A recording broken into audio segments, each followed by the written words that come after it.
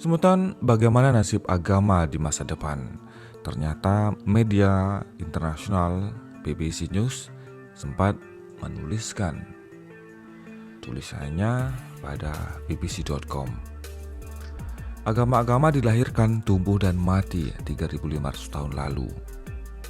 Agama Zoroastrianisme menjadi agama yang diikuti jutaan orang.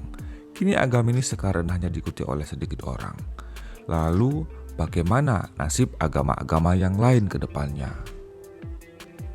Semeton, sebelum Muhammad, sebelum Yesus, sebelum Buddha, ada seorang Zoroaster sekitar 3.500 tahun yang lalu. Pada zaman perunggu Iran, dia mendapatkan visi tentang satu-satunya Tuhan yang tertinggi. Selang 1000 tahun kemudian, Zoroastrianisme, agama monoteistik besar pertama di dunia, menjadi kepercayaan resmi Kekaisaran Persia yang perkasa. Kuil-kuil apinya dihadiri oleh jutaan umat 1000 tahun lalu itu. Kekaisaran runtuh dan para pengikut Zoroaster dipaksa dan dimualafkan ke agama baru penakluk mereka, yaitu Islam. Lalu 1500 tahun kemudian, hari ini Zoroastrianisme adalah kepercayaan yang sekarat. Jumlah para penyembah api kudusnya telah mencapai titik paling minim. Kita menerima begitu saja keyakinan bahwa agama dilahirkan, tumbuh dan mati, tapi anehnya kita juga abai terhadap kenyataan tersebut.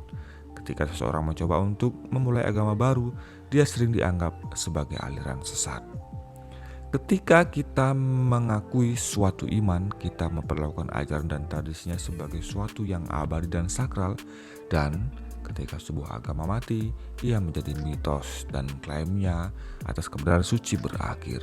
Kisah-kisah tentang Pantheon Mesir, Yunani, dan bangsa Norwegia sekarang dianggap legenda, bukan lagi kitab suci. Bahkan agama-agama besar masa kini pun sebenarnya telah melewati tahapan evolusi sepanjang sejarah. Kekristenan awal misalnya adalah kepercayaan yang dulunya benar-benar sangat luas, termasuk di dalamnya dokumen-dokumen kuno berisi narasi tentang kehidupan keluarga Yesus dan bukti-bukti kebangsawanan Yudas. Butuh waktu 3 abad bagi agama Kristen untuk melakukan konsolidasi dan menyepakati sebuah kanon kitab sucinya. Kemudian pada tahun 1054, gereja itu terpecah menjadi gereja Ortodoks Timur dan Katolik. Sejak itu, agama Kristen terus tumbuh dan terpecah menjadi kelompok-kelompok yang semakin berbeda. Dari Quaker yang senyap hingga gereja Pantekosta yang menggunakan ular dalam khotbahnya. Jika Anda yakin iman Anda telah berada di level kebenaran tertinggi, Anda mungkin menolak gagasan bahwa agama itu bisa saja berubah. Tetapi jika sejarah menjadi patokan, tidak peduli seberapa kuat kepercayaan kita, saat ini agama mungkin akan bertransformasi atau berubah pada waktunya ketika berpindah ke keturunan kita atau menghilang begitu saja. Jika agama telah melalui perubahan dramatis di masa lalu, maka perubahan apa yang akan mereka alami di masa depan? Apakah ada kebenaran pada klaim bahwa kepercayaan pada tahun dan Tuhan dan dewa-dewa atau sesuatu yang disembah akan lenyap sama sekali? Dan ketika keberadaan kita dan teknologinya menjadi semakin kompleks, mungkinkah bentuk pemujaan yang sebelumnya baru akan muncul? Untuk menjawab pertanyaan-pertanyaan ini, titik awal yang baik adalah bertanya, mengapa ada agama? Kemudian alasan untuk percaya. Satu jawaban terkenal datang dari Voltaire, filsuf Prancis abad ke-18, yang menuliskan jika Tuhan tidak ada, maka sangat perlu untuk menciptakannya. Karena Voltaire adalah kritikus yang sangat tajam terhadap organisasi agama. Ucapan ini sering dikutip dengan sinis, tapi faktanya dia benar-benar jujur. Dia berpendapat bahwa kepercayaan pada Tuhan diperlukan agar masyarakat berfungsi. Meskipun dia tidak menyetujui monopoli yang dipegang gereja atau kepercayaan itu, banyak mahasiswa modern jurusan agama setuju. Gagasan bahwa agama diperlukan untuk melayani kebutuhan masyarakat dikenal sebagai pandangan fungsionalis tentang agama. Ada banyak hipotesis fungsionalis, antara lain gagasan bahwa agama adalah candu massa yang digunakan oleh yang si kuat untuk mengendalikan orang miskin dan lemah. Ada pula proposal bahwa iman mendukung intelektualisme abstrak yang diperlukan untuk sains dan hukum. Salah satu tema yang sering muncul dalam kohesi sosial agama menyatukan sebuah komunitas yang kemudian dapat membentuk kelompok perburuan, membangun kuil, atau mendukung sebuah partai politik. Kepercayaan-kepercayaan yang bertahan adalah produk jangka panjang dari tekanan budaya yang luar biasa kompleks. Proses seleksi dan evolusi, tulis Connor Wood dari Pusat Pikiran dan Budaya di Boston, Massachusetts. Gerakan keagamaan baru dilahirkan sepanjang waktu, tetapi sebagian besar tidak bertahan lama. Mereka baru bersaing dengan agama lain demi pengikut dan bertahan dari lingkungan sosial dan politik yang berpotensi melemahkan. Dengan argumen ini, agama apapun yang bertahan harus menawarkan manfaat nyata kepada penganutnya. Kekristenan misalnya hanyalah salah satu dari banyak gerakan keagamaan yang muncul dan sebagian besar menghilang selama kekaisaran Romawi. Menurut Wood, agama Kristen dibedakan oleh etos merawat orang sakit, yang berarti lebih banyak orang Kristen yang selamat dari wabah penyakit daripada orang kafir Roma. Islam juga pada awalnya menarik pengikut dengan menekankan kehormatan, kerendahan hati, dan kasih amal, kualitas yang tidak ditemukan di Arab pada abad ke-7 yang terus bertikai. Berdasarkan hal ini, kita dapat memprediksi bentuk yang diambil agama agar dapat memainkan fungsinya dalam masyarakat tertentu. Atau seperti yang dikatakan Voltaire bahwa masyarakat yang berbeda akan menciptakan dewa-dewa tertentu yang berbeda sesuai dengan apa yang mereka butuhkan. Sebaliknya, kita mungkin memperkirakan jika masyarakat yang sama akan memiliki kepercayaan yang sama, bahkan jika mereka berkembang secara terpisah dan ada beberapa buktinya. Meskipun tentu saja ketika membicarakan agama akan selalu ada pengecualian. Masyarakat pemburu dan pemeremu misalnya cenderung percaya bahwa semua benda baik hewan, sayuran, atau mineral memiliki aspek supernatural atau animisme, dan bahwa dunia dipenuhi dengan kekuatan supernatural atau animatisme. Mereka harus dipahami dan dihormati, dan moralitas manusia pada umumnya tidak menonjol secara signifikan. Pandangan dunia ini dapat diterapkan bagi kelompok-kelompok yang kecil yang tidak membutuhkan kode perilaku yang abstrak, tetapi harus memahami lingkungan secara intim. Pengecualian Shinto, agama animisme kuno, masih dipraktikkan secara luas di Jepang yang sangat modern. Di ujung lain spektrum yang berbeda, sebagian besar masyarakat barat setia pada agama-agama di mana ada satu Tuhan yang mengawasi dan berkuasa, dan kadang-kadang memasakkan instruksi moral seperti Yahweh, Kristus, dan Allah. Menurut psikolog Ara Norenjayan, kepercayaan pada Tuhan yang Maha Besar inilah yang memungkinkan terbentuknya masyarakat sosial yang terdiri dari sejumlah besar orang yang tidak saling mengenal. Apakah kepercayaan itu merupakan sebab atau akibat hingga baru-baru ini masih diperdebatkan, tapi yang jelas berbagai kesamaan keyakinan kemungkinan orang hidup berdampingan dengan relatif damai. Pemahaman bahwa kita sedang diperhatikan oleh Tuhan yang Maha Besar membuat kita harus memastikan untuk berperilaku baik. Atau setidaknya dulu pernah begitu. Sekarang banyak masyarakat kita yang sangat besar dan multikultural, penganut banyak agama saling berdampingan satu sama lain.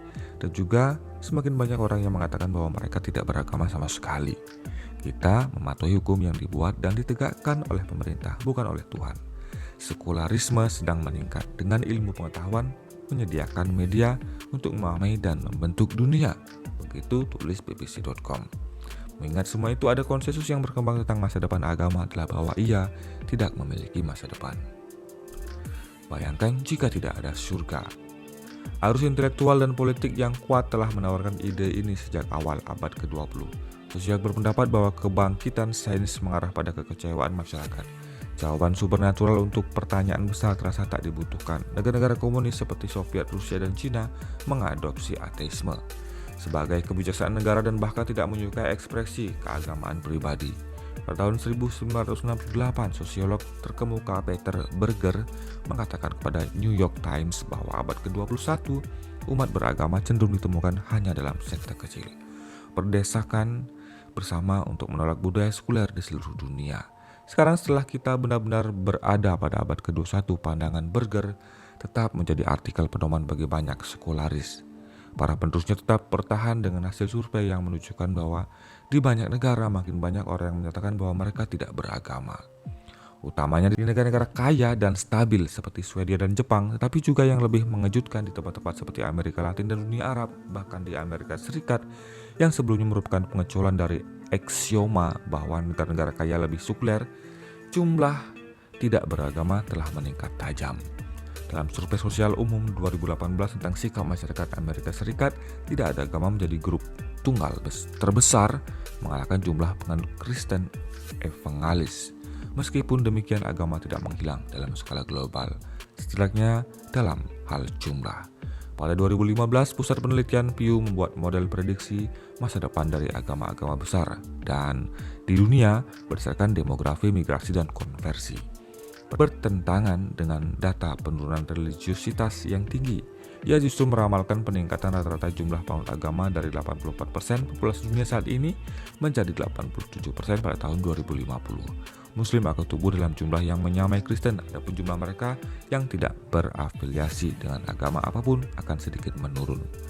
Pola yang diprediksi Pew adalah Barat akan semakin sekuler, namun di belahan dunia lainnya sisanya agama justru tumbuh cepat. Agama akan terus tumbuh di tempat-tempat yang tidak stabil secara ekonomi dan sosial seperti sebagian besar sub-Sahara Afrika. Sebaliknya kaum beragama akan menurun di tempat yang stabil. Ini sesuai dengan apa yang kita ketahui tentang pendorong utama sisi psikologis dan neurologis para penganut agama. Ketika kehidupan sulit atau bencana melanda, agama tampaknya memberikan benteng pertahanan psikologis dan kadang-kadang praktis. Dalam sebuah penelitian penting, korban gempa bumi 2011 di Christchurch, Selandia Baru menjadi jauh lebih religius daripada orang-orang Selandia Baru lainnya yang secara umum menjadi sedikit kurang religius. Kita juga perlu berhati-hati ketika menafsirkan apa yang orang maksudkan dengan tidak ada agama. Mereka yang tidak beragama mungkin tidak tertarik pada agama yang terorganisasi, tapi itu tidak berarti mereka ateis secara militan. Pada tahun 1994, sosiolog Grace Davy mengklasifikasikan orang berdasarkan apakah mereka termasuk dalam kelompok agama dan atau percaya pada posisi keagamaan. Penganut agama tradisional mengaku masuk dalam salah satu kelompok agama percaya pada posisi keagamaan. Ateis garis keras tidak melakukan keduanya. Lalu ada orang-orang yang mengikuti agama tradisional tetapi tidak percaya, seperti orang tua yang menghadiri gereja demi tempat bagi anak mereka di sekolah agama mungkin, dan akhirnya ada orang-orang yang percaya bahwa ada sesuatu tapi tidak termasuk kelompok manapun. Penelitian menunjukkan bahwa dua kelompok terakhir itu signifikan. Proyek Understanding Unbelief di University of Kent di Inggris melakukan survei selama 3 tahun di 6 negara mengenai sikap mereka yang tidak percaya Tuhan itu adalah ateis, dan mereka yang berpikir tidak mungkin untuk mengetahui apakah Tuhan itu ada dan tidak, yaitu agnostik. Dalam hal sementara, dirilis pada Mei 2019, para peneliti menemukan bahwa beberapa orang yang tidak percaya benar-benar mengidentifikasi diri mereka dengan label-label ini, sementara sejumlah minoritas signifikan lain memilih identitas agama. Selanjutnya, sekitar 3/4 ateis dan 9 dari 10 agnostik terbuka terhadap keberadaan fenomena supernatural, mulai dari astrologi hingga makhluk supernatural dan kehidupan setelah kematian. Orang-orang yang tidak percaya menunjukkan keragaman yang signifikan di berbagai negara. Maka ada banyak cara untuk menjadi orang yang tidak terpercaya. Laporan ini menyimpulkan ini termasuk khususnya status yang banyak dipasang di situs kencan spiritual, tetapi tidak religius. Seperti banyak klise, itu mereka berakar pada kebenaran, tapi apa sebenarnya artinya? Pada tahun 2005, Linda Wooden menulis The Spiritual Revolution, di mana ia menggambarkan hasil studi intensif tentang kepercayaan di kota Kendal di Inggris. Woodhead dan rekan penulisnya menemukan bahwa orang-orang dengan cepat berpaling dari agama yang terorganisasi, yang menekankan pada kemampuan menyesuaikan diri pada hal-hal yang sudah mapan, menunjuk pada praktik-praktik yang dirancang untuk menonjolkan dan menumbuhkan pemahaman individu tentang siapa diri mereka. Jika gereja-gereja Kristen di kota itu tidak menerima perubahan ini, mereka menyimpulkan jemaat-jemaat akan menyusut menjadi tidak relevan, sementara praktik-praktik yang membimbing diri sendiri akan menjadi arus utama dalam sebuah revolusi spiritual. Hari ini menurut Woodhead, revolusi telah terjadi dan bukan hanya di Kendal. Agama yang terorganisasi semakin berkurang di Inggris tanpa diketahui bagaimana akhirnya nanti. Agama-agama akan berjalan dengan baik dan selalu berhasil ketika mereka mampu meyakinkan secara subjektif. Ketika Anda memiliki perasaan bahwa Tuhan bekerja untuk Anda, kata Woodhead, sekarang profesor sosiolog agama di University di Lancaster di Inggris. Dalam masyarakat yang lebih miskin, Anda mungkin berdoa untuk keberuntungan dan pekerjaan yang stabil. Injil Kemakmuran adalah pusat beberapa gereja besar Amerika yang jemaatnya sering didominasi oleh jemaat yang tidak aman secara ekonomi. Tetapi jika kebutuhan dasar Anda terpenuhi dengan baik, Anda cenderung menjadi kepuasan dan makna hidup. Agama tradisional gagal mewujudkan hal itu, khususnya ketika doktrin berbenturan dengan keyakinan moral yang muncul dari masyarakat sekuler. Kesetaraan gender contohnya.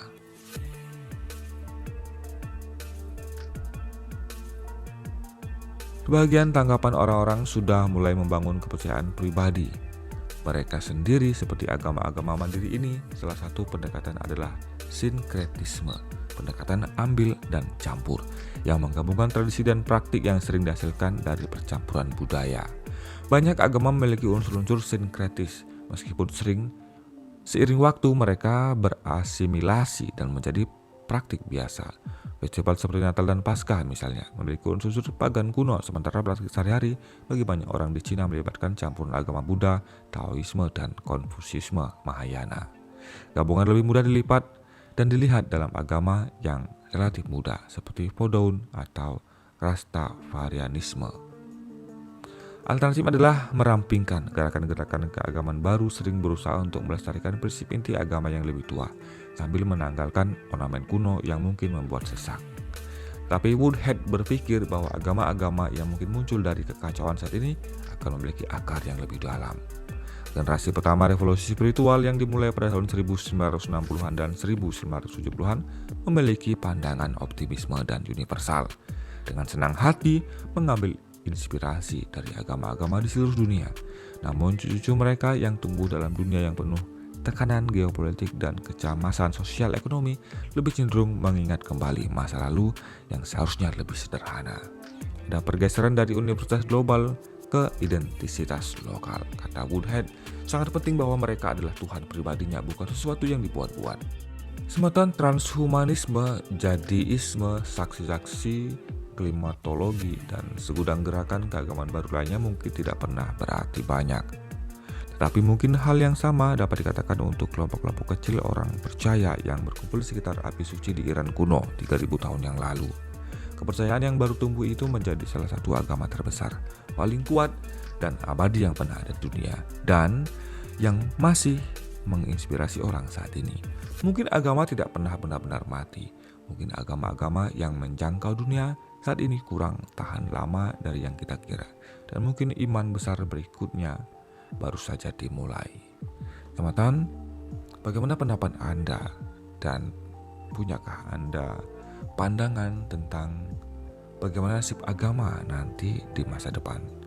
Yang ditulis oleh Sumit Paul Kondundi, bbc.com. Silakan tuliskan pendapat Anda sendiri di kolom komentar tentang nasib agama di masa depan. Saya Sukrata Islam Channel, terima kasih atas atensi Anda. Sampai jumpa di video selanjutnya. Om Santi, Santi, Santi Om.